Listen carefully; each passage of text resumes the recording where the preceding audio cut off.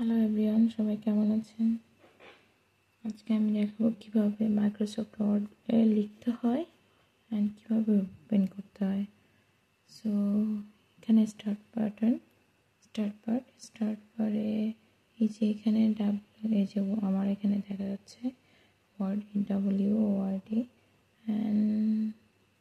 এবং আপনারা ডাব্লিউ লিখলেও চলে আসবে। এই যে আমার সব ফাইল সেভ করে সেগুলো দেখাচ্ছে। এখন আপনি একটা ওয়ার্ড ওপেন করলেন, এই যে এখানে দেখেন এই যে ব্ল্যাঙ্ক ডকুমেন্ট দেখাচ্ছে।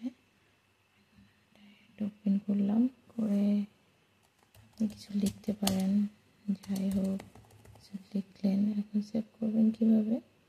এই যে সেভ এজ, এটাও ক্লিক করতে পারেন, এখন আমি এখানে সেভ করব।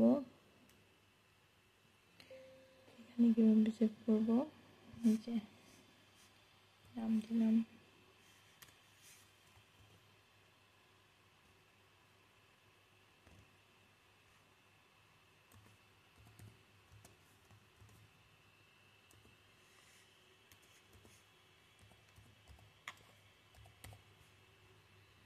এখন আমি আমার ডকুমেন্টে এখানে সেভ করব। ডকুমেন্ট আপনারা যেখানে ইচ্ছা চুজ করতে পারেন, যে কোথায় আপনারা সেভ করবেন। এখান থেকে আপনারা চেঞ্জ করতে পারেন পিকচার। আমি এখান থেকে আমার পিসিতেও করতে পারবো।